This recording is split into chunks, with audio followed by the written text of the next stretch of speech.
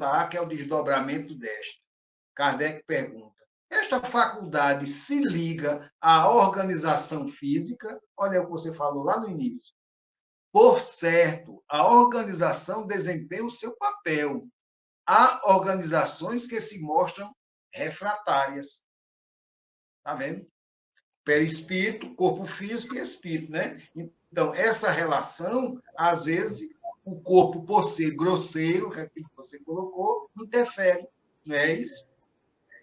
Pois é. O homem é esse trinômio, né? Corpo físico, o corpo do espírito e a essência do corpo do espírito, que é o espírito.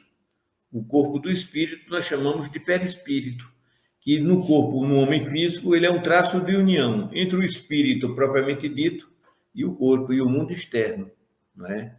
O perispírito é o corpo sensitivo do espírito. E nele, né, o corpo, como nós formamos um só, o homem, corpo físico, perispírito e espírito, o corpo tem influência nesse relacionamento, né? Dessas faculdades, não deixa de ter, como bem frisou aí o nosso querido Ademiro.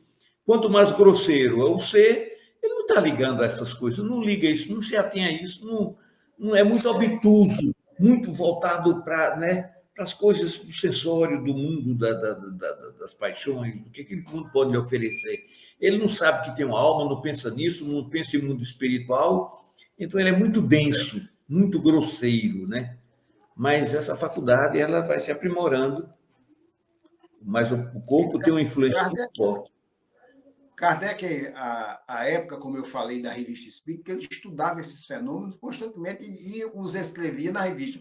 Na Revista Espírita, de janeiro de 1858, ele traz um fato interessante. Eu peguei o trechinho, eu vou ler para a gente entender essa questão da dupla vista. Olha o que ele diz lá na revista. Os fatos desta natureza não são raros. Aquilo que você disse, é uma coisa da alma. Então, todos nós temos. E, frequentemente, tivemos ocasião de narrá-los cuja autenticidade não poderia ser contestada. Eles se produzem algumas vezes durante o sono, no estado de sonho. Ora, como os sonhos não são outra coisa do que senão um estado de sonambulismo natural incompleto, designaremos as visões que ocorrem nesse estado sob o nome de visões sonambúlicas. Mas, para distingui-las das que ocorrem em estado de vigília, acordado, não é? É que chamaremos de visões pela dupla vista. Olha aí, mais uma vez ele fez a distinção, né? Aí ele continua. Chamaremos, enfim, visões estáticas, aquelas que ocorrem no êxtase. Elas têm, geralmente, por objetivo, os seres e as coisas do mundo incorpóreo. O fato seguinte pertence à categoria. Ele vai narrar o fato agora. Um armador, nosso conhecido morador em Paris, nos contou há poucos dias o que segue. No último mês de abril, estando um pouco doente, fui passear no Tuileries com o meu sócio. Tuileries era uma grande praça que tem lá na França, né? E fazia um tempo soberbo. O jardim estava cheio de gente. De repente, a multidão desapareceu dos meus olhos e eu não senti mais meu corpo. Fui como que transportado e vi distintamente um navio entrando no porto de Havre.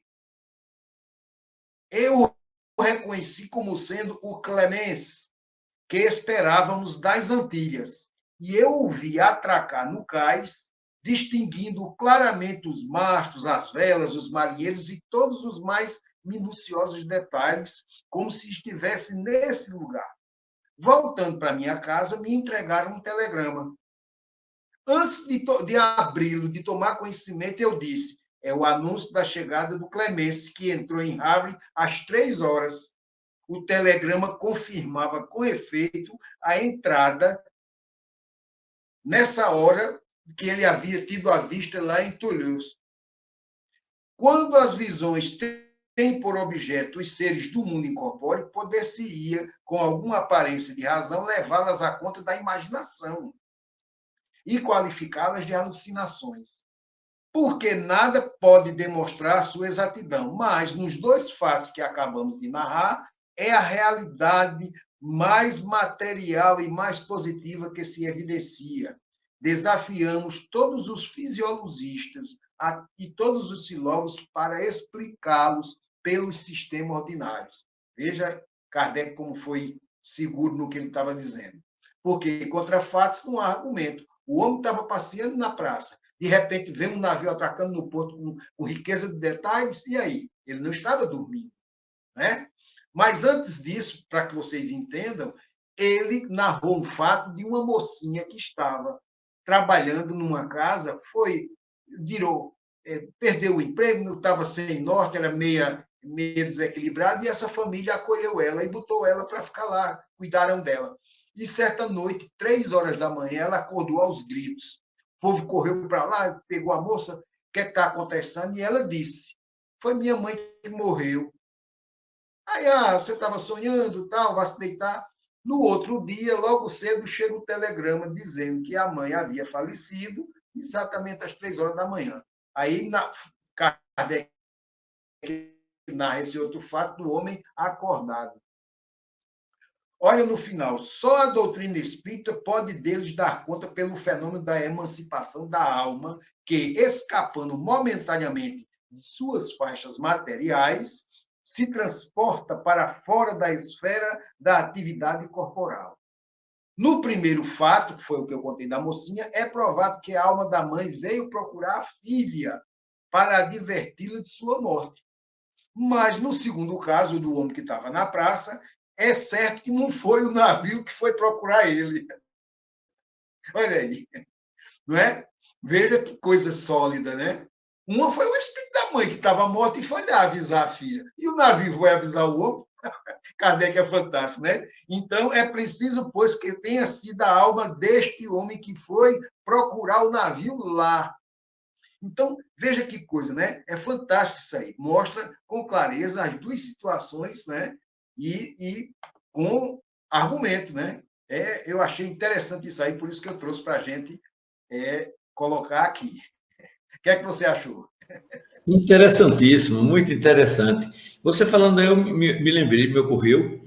Jesus, quando manda Pedro jogar a rede do lado direito do barco, ele tinha acabado de vir da pescaria, joga aí do lado direito. Ele pode perfeitamente ter usado a dupla vista, né? É tanto que eles dizem, mas mestre, a gente já jogou para todo que era lado aqui, não tem peixe nenhum. Né? Ele pode ter visto um cardume fantástico passando ali, que não tem nada de milagre, né? Porque Jesus não precisa exatamente. A dupla vista, ele viu que ali estava, naquele momento, passando um cardume. Joga aí, aproveitei, joga aí. E saiu do jeito que saiu, né? Muito peixe. Exatamente, isso aí é fato, né?